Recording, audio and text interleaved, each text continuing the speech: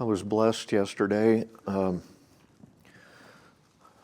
got to listen to Brother Joe's sermon from Jonah, and I look forward to hearing some more if he decides to continue on in that, finish that book out.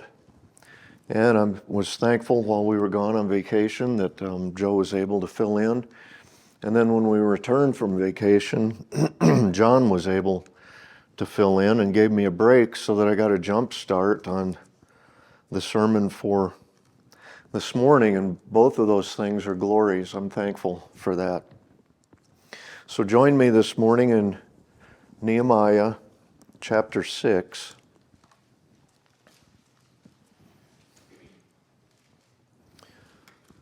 Chapter 4, you remember, was the threatened destruction of the effort from without, armies coming. In chapter 5, it was almost like a parenthesis. Nehemiah had to keep the people from destroying themselves from within. There was the oppression of the different classes, the nobles over the poor.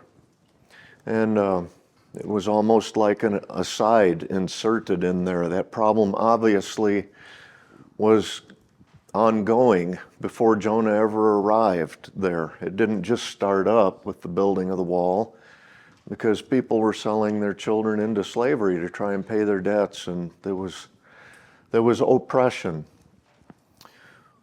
Well, it leads us to ask the question, Nehemiah, by the way, how is the building project going? Well, we'll see how that's continuing on. They're on the eve of completion, as a matter of fact, of a highly successful operation in anybody's estimation. All the previous efforts to stop the good work have failed. Well, for their enemies, it's now or never.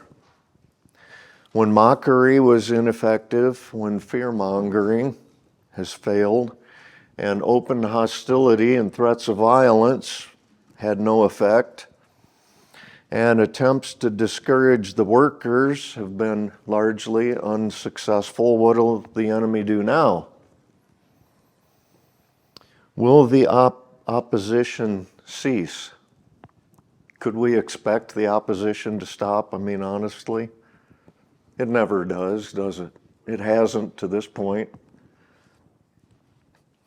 And this is the universal tactic of the enemy. It's our universal experience. I don't know if, as we've been proceeding through this book, you have felt like, strangely, this is kind of the same thing I've experienced. Or when we survey the history of the church, we see these very tactics have been used by the enemy ongoing, continuously. In the progress of the universal church, these same tactics, mockery, fear, hostility, violence, discouragement, throughout the history of the church. The local church, this church, the same. Mockery, fear, hostility, violence, discouragement. Maybe not all of those things all at once, and maybe some of them not even at all, but the enemy has these things in his bag to pull out. And for each individual believer in the sanctification and the growth in your life, one or the other of these is probably in operation. If not, it won't be far away. Well, Nehemiah yesterday was confronted by visible armies, and today he's confronted by hidden, devious schemes of deception. And there are 4 distinct plots formed here against Nehemiah in this chapter and at this crucial time in the enterprise, and every one of them for us is instructive, but we'll be looking at 2 of them this morning in this sermon, and then in a future sermon we'll look at 2 more. So let's read in Nehemiah chapter 6, starting in verse 1. Now it came about When it was reported to Sanballat, Tobiah, to Geshem the Arab, and to the rest of our enemies, that I had rebuilt the wall and that no breach remained in it, although at that time I had not set up the doors in the gates, that Sanballat and Geshem sent a message to me, saying, "Come, let us meet together at Chephirim in the plain of Ono," or some might say Ono. And that brings a chuckle to think of it. But they were planning to harm me, so I sent messengers to them saying, "I'm doing a great work and I cannot come down. Why should the work stop while I leave it? Come down to you." The more I read about this guy, the more I like him. They sent messages to me 4 times in this manner, and I answered them in the same way. Well, this is a plot. It's a plot to kidnap him and then, logically, assassinate him, eliminate Nehemiah. And this plot is enacted by intrigue and guile. So the wall, as far as the wall is concerned, the breaches in the wall are closed. At one point it was built to the half. Well, now it seems like it might be completed as far as the stones are concerned.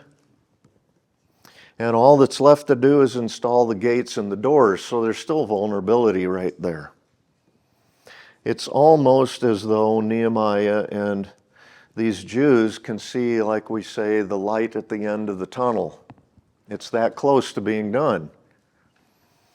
But then he gets this invitation from his enemies, "Let us meet together." Now, it sounds like an innocent invitation, doesn't it? Let's sit down in one of the villages on neutral ground and talk it out and reach an understanding.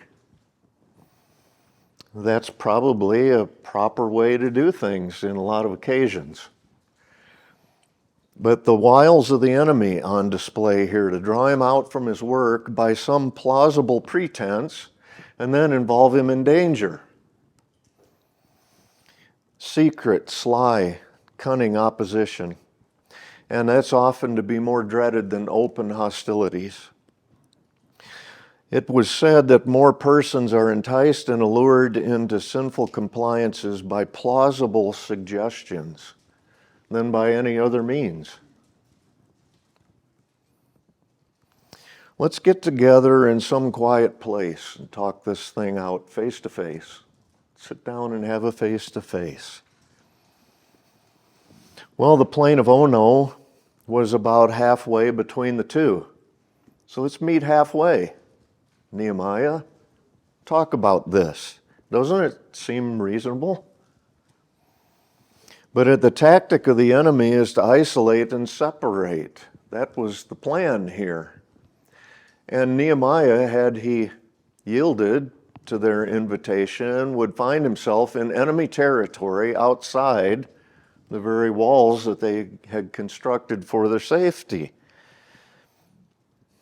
Isolate and separate. Now that's a tactic of the enemy even today. In this church. Maybe in your own life.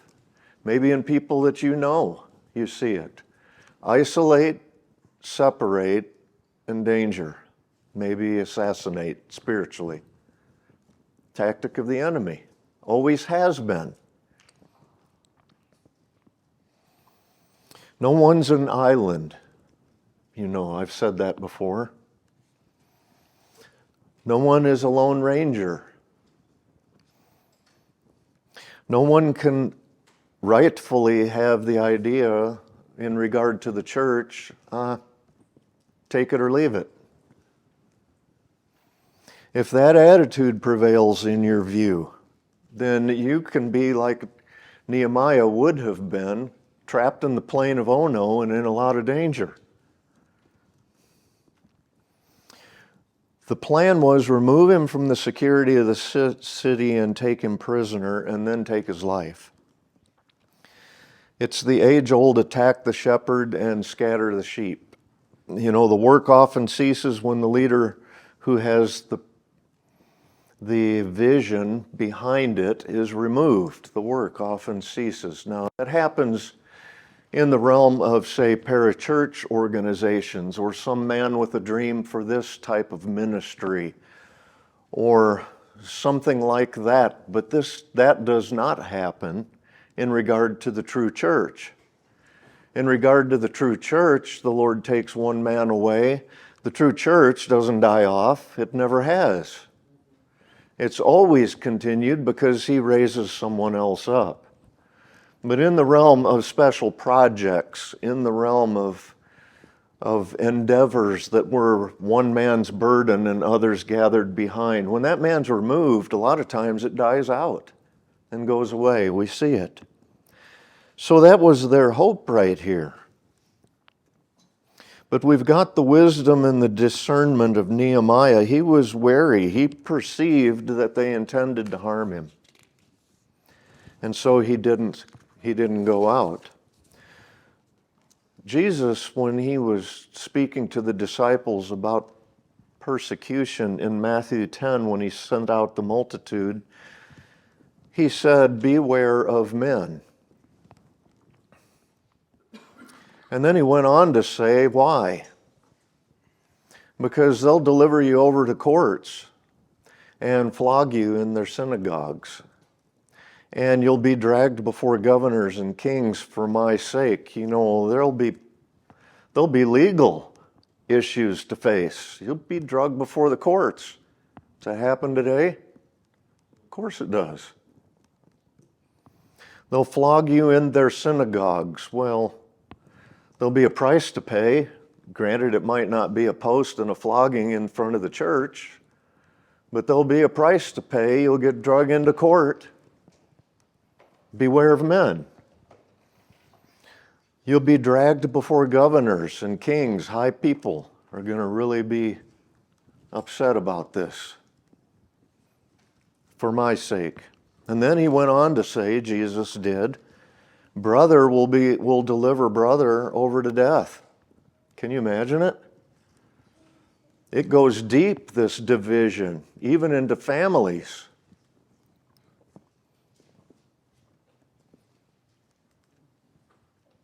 And the father his child, and the children will rise up against parents. Here you have the parental relationship with children, and a division there because of Christ. And deliver them over to death. Now, these things probably had a chief fulfillment, maybe in the time when, in AD 70, when Jerusalem fell to the Romans, these kinds of things, people betraying one another and to death and so on, but they're still going on today. Paul said to the Philippian church, he said, beware of the dogs, beware of the evil workers, and beware of the false circumcision. The last one is religious in nature.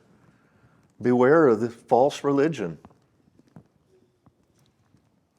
Well, there's a principle here on display in Nehemiah. He was wary, and I have to think that we can rightly conclude God equips His leaders through the indwelling Holy Spirit to have a higher level of discernment that enables such escapes as this one. We ought to think that way. I ought to think more that way. You ought to thank God if in any case I might have a level of discernment that sees through something. Because God does that. He did it for Nehemiah. This was a plausible sit down, face to face, talk this thing out. What's the problem, Nehemiah? Why are you so hard to get along with? Why are you so resistant? Throughout history, God has given sensitive promptings to people to lead them in the right thing to do, and in the same way to warn them concerning what they should avoid. Sensitivity, spiritual sensitivity. Now, I understand we can go way off in the ditch here because we're talking about subjective guidance and the mystery of it subjective guidance, feeling a certain way, you know. It's easy to say, I felt like this, and so I acted, and typically I don't support a lot of that. The feelings, you know, making decisions based solely on feeling. But there's a place for it. Sensitive, higher level of discernment, the subjective versus the objective, perceptions versus providence. You know, Joseph, in the case of the baby Jesus, was warned in a dream, subjectively, to flee, and he got out of there and went to Egypt, and our Lord escaped the murderous Herod as a result of it. Subjective. I had a dream the other night. There must have been something in that dream that was very, very convincing from God.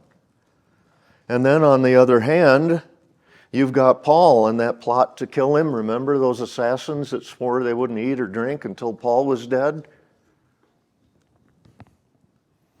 Well, what happened there? His nephew happened to hear of this plot and told Paul, who said, go on and tell the commander. And the whole thing was foiled. Well, that wasn't subjective, that was providential. That was very objective. So you see, there are both in this mystery of providence and guidance. But here was Nehemiah. He apparently had a higher level of discernment.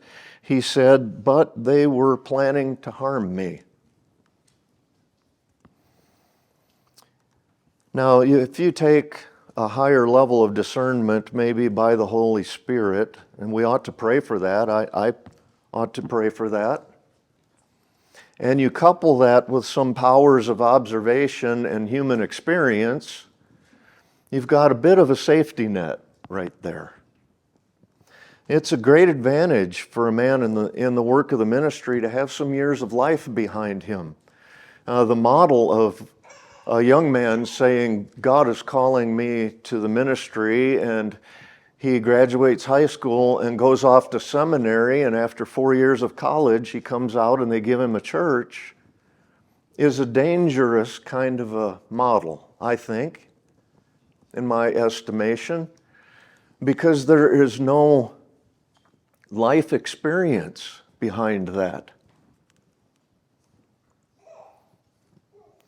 These years of life that a man in the work of the ministry has that give him an advantage, they teach him something about human nature and perception of character and those kinds of things.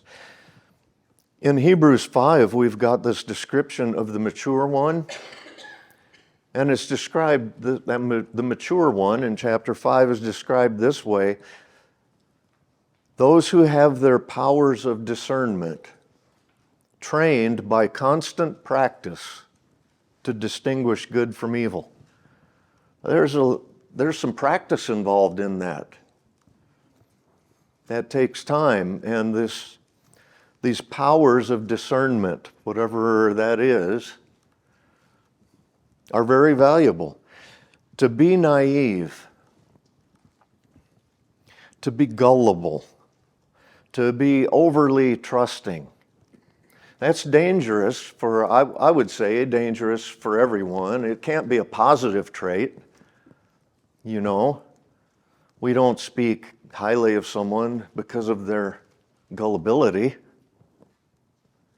And when you find it in a minister or a leader, it's really dangerous. I don't personally fault a man for being a hard sell on things that are proposed. Sometimes I catch a little flack from that. Why are you so skeptical? You're always skeptical. I've been called Barney Bumout. You know, you're always throwing cold water on everything. Skepticism, you know. Well, I realize some of that can be at least a frustration, and at worst it can be a sin to be overly skeptical, but to have that characteristic kind of built into a person's personality, I think is far better than gullibility and being naive. No one was ever saved by being gullible. But there are a lot of people that will say, you know, I was skeptical and it proved out in the end that I was right.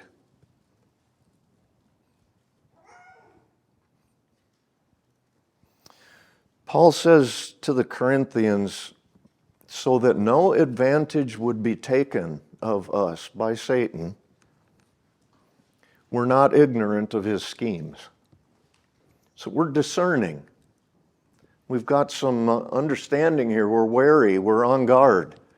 Why is that? It's because our enemy, he takes advantage of the gullible and the naive and the overly trusting. So we're not ignorant of the schemes of the enemy. Nehemiah wasn't. He says, I'm involved in a great work. I like that phrase right there, involved in a great work. Well, there's an application here for you and I, and that is don't underestimate your work. If it's God's work, then it's a good work. And if it's God's good work, it's a great work, whatever it is. So a Christian homeschool mom who's got the kids gathered at the table and is teaching them some things and reading the Bible to them, that's a great work. It's not a small, little, insignificant work. And the guy who picks up his lunch and goes off to work and he tries to live as best he can a Christian life in a fallen world, that's a great work that he's involved in there. And the people that he works with and around him, they see something, they have to see something of difference within him. That's the city that's set on a hill. It can't be hidden. It's there somehow. Granted, this fellow, he might not be able to, pass his doctrine on to others. He might not be very skillful in dealing with the souls of men, but if he's trying to live for the Lord, in that situation, it's a great work. The work that I'm doing right here, according to my own sermon, is a great work. Now, we have a tendency, to look at some missionary in the past and say, now, Adoniram Judson, he was the first missionary from the United States to Burma. Now, that was a great work. And we read about it. We say, John G. Payton, a great work. Hudson Taylor. You read those autobiographies and they're amazing. But we've got to be careful because those autobiographies might cause us to shrink and shrink and shrink and shrink until the enemy says, look what those guys did. Why can't... What's going on with you? It's a great work you're involved in. If it's a good work and if it's God's work. It might not be John Calvin's work. More modern day, it might not be Lloyd Jones' work. But it's still a good work. Well, Nehemiah refuses the offer, and what does he do? He simply keeps on doing what he was doing. That's all. He continued. He was unaffected by it.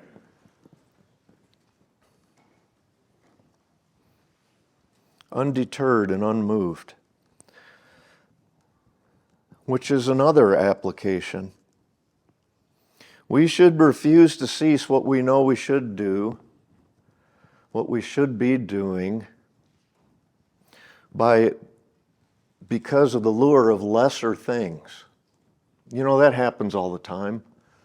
Something lesser, less valuable in the kingdom, less glorious, lures us away. And then we know, before you know it, what we should be doing, and we know we should be doing, we're not, because something lesser has drawn us away. Well, that's kind of a principle here in Nehemiah. He told them, I'm involved in a great work. Why should I come down from what I am doing to meet with you guys? Refuse to cease what you know you should be doing because of the lure of lesser things. Well, we could kind of judge on those things. A lot of the time those things are innocent enough.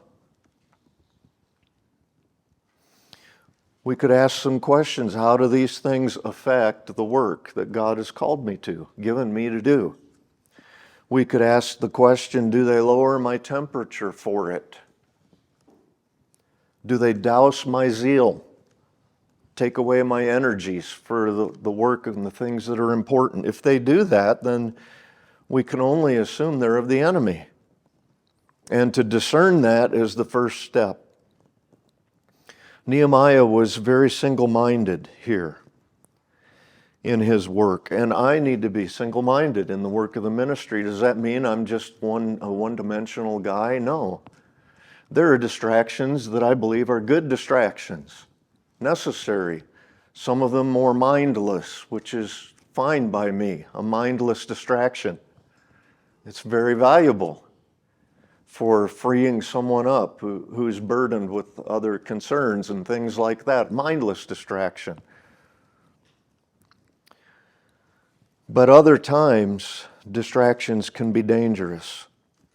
Well, we've got the persistence of the enemy right here. The continued frustration and distraction of repeated attempts. Nehemiah says 4 times. They sent messages to me 4 times in this manner, and I answered them in the same way. Persistence. The enemy doesn't give up. He keeps coming back and coming back. Temptations wear you down, don't they? They wear down your resistance over time. Samson with his first wife, at the very wedding, cried for 7 days. Why won't you tell me the answer to this riddle? Until she wore him down, he finally told her the answer to the riddle, and it proved to be a snare. Delilah, tell me the secret to your strength. Time after time. And she enacted the very things that he told her that weren't true. He should have known, but she wears him down until finally he told her the real truth, all that's in his heart. He's told me all that's in his heart. Good job, Delilah, you wore him down. Well, here, 4 times, the enemy was persistent. But I'm thankful with Nehemiah that persistent opposition met with persistent determination. He answered the same way every time. Then in verse 5, we have Sanballat sent his servant to me in the same manner a 5th time, with an open letter in his hand, and in it was written, "It's reported among the nations, and Geshem says that you and the Jews are planning to rebel. Therefore, you're rebuilding the wall, and you are to be their king, according to these reports. You've also appointed prophets to proclaim in Jerusalem concerning you, a king is in Judah. And now it will be reported to the king according to these reports. So come now, let us take counsel together." Well, here is a plot to manipulate him by slander and coercion. The word manipulate, dictionary tells me, says to control or influence a person or situation. And it can be at times by fear. We've seen it here with Nehemiah, attempts to make them afraid. Manipulation. We saw it with Samson, I mentioned a minute ago. It was tears. His wife crying for 7 days at the wedding till finally he told her. Manipulation by fear or by tears in either case. Coercion. Again, the dictionary. The practice of persuading someone to do something by using force or threats. So here, this open letter, it's coercion. Nehemiah, this is what's being said about you. you better come down here and talk to us. This open letter, that means it's not private, it's not confidential, it's circulated, it's not sealed like letters to dignitaries were often sealed, so that only that man had that, whatever knowledge was contained in that letter. This is an open letter. Anyone can read it. The people that are transporting it have read it. The contents are open for public viewing. And their idea is we're going to create opposition by spreading around this bad report, false report about Nehemiah. And we see a progression right here. The first is it's a common report. It's commonly been reported. Here's a rumor. There's a rumor going around here, Nehemiah. It's said among the nations. So you have the opinions of many people. The court of public opinion, they say. It has to be true if so many are saying it's true. Do things ever change? It's that way today. The media takes something, runs with it, purports it, throws it out everywhere. Before long, the public is influenced because so many people are saying it's true. It's got to be true. It starts that way. It started that way with Nehemiah. It's first a common report. Matthew Henry had an insightful quote. He said, "It's common for that which is the opinion only of the malicious to be falsely represented by them as the opinion of the many." Some things never change. Second, credibility is given to it. This guy Geshem, he says that it's true, that you and the Jews are planning to rebel. So now there's some authority put behind it, supposedly. This man Geshem says it's true. And then thirdly, it's promoted. So it starts out as a common report, some authority is put behind it, and then it's promoted. The enemy still does that today. It's promoted by Sanballat in the form of this open letter. Someone said in regard to slander, it's a crime to pass counterfeit money as well as to print it. So we've kind of got that principle here, speaking bad of someone in the way of slander. So the accusation against him and against the Jews, first is there's a national political agenda on the rise here. The Jews are planning to rebel against the king of Assyria and reestablish their own autonomy. And Nehemiah is accused of having a personal agenda, some self-exalting ambition. They said in essence, Nehemiah, actually, it's your desire for your own glory and your own power that leads you in this work instead of a zeal for God. You're not fooling anybody. That's the common report. Everybody knows it. You're planning to shake off the office of being a governor, make yourself a king, king of Jerusalem, king of Judah. And moreover than that, you've influenced the prophets to promote your ambition as though it were sanctioned by God. Verse 7, you've appointed prophets to proclaim in Jerusalem concerning you, a king in Judah. Well, here he is, Nehemiah, and this plot to manipulate him by slander and coercion. The final line is in that letter, so come now. Stop this. Come on. This is what's being said. I'm trying to help you here. This is going to get back to the king. You're going to be in a lot of trouble. But it's all a lie. Nehemiah says, then I sent a message to him saying, such things as you are saying have not been done, but you're inventing them in your own mind.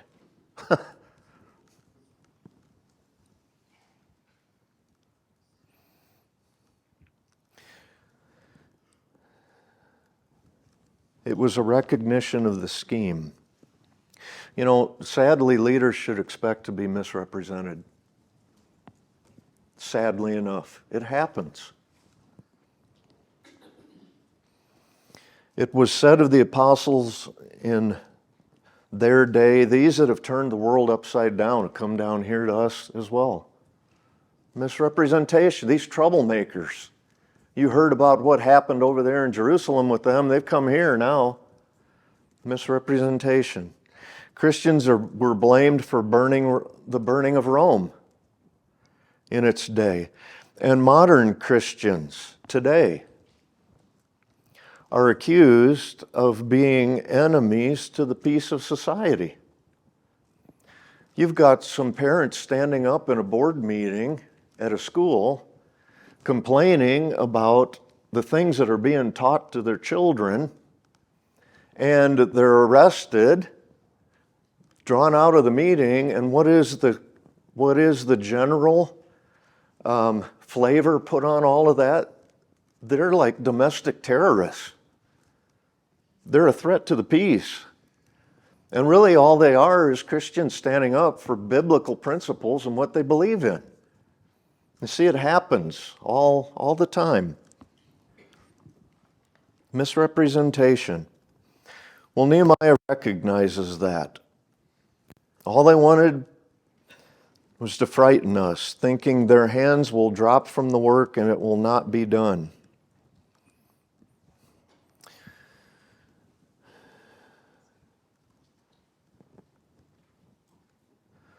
They'll drop what they're doing.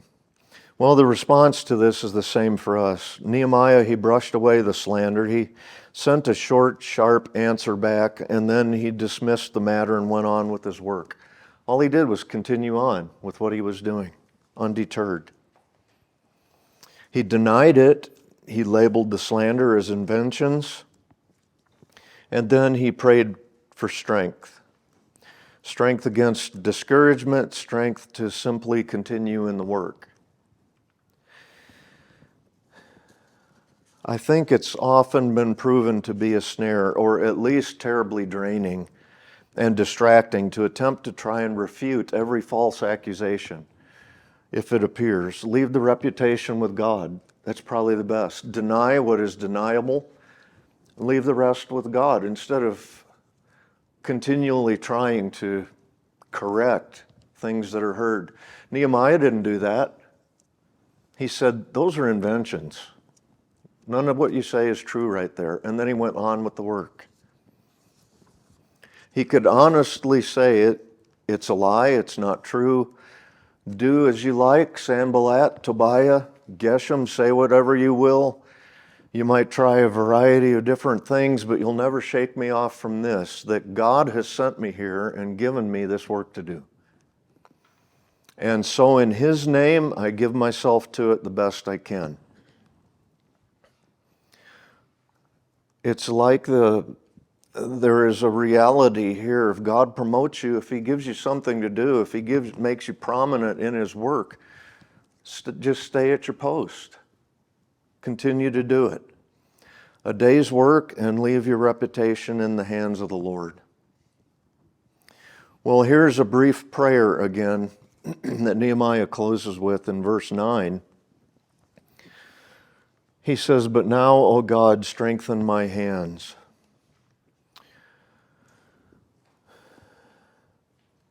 Someone said, when we are time-bound and place-bound, so that we cannot compose ourselves to make a large solemn prayer, it's the right time for instant brief ones.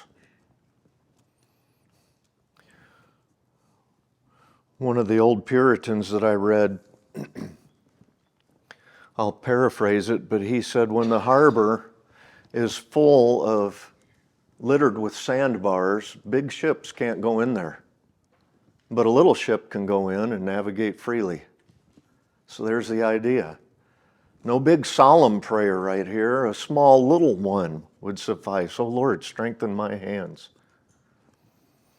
David, when he was greatly distressed in 1 Samuel 30, and his own men were talking about stoning him, and Ziklag was burning in the background, and all their wives and children were captured by the Amalekites, and it was a big deal, and they talked about stoning David, if you can imagine that. But we read in verse 6, but David strengthened himself in the Lord his God.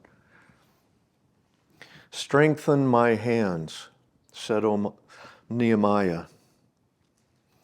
And that's a prayer that any of us can adopt in times of difficulty. Strengthen my hands, strengthen them for the work, strengthen them for the warfare. I need to be strengthened. Well, those are two of the plots against Nehemiah. The first one to kidnap him and kill him, and the second one to manipulate him by slander and coercion. Well, we'll continue on with this chapter 6 then in a future sermon. But take away from it this prayer at the very end, "Oh God, strengthen my hands."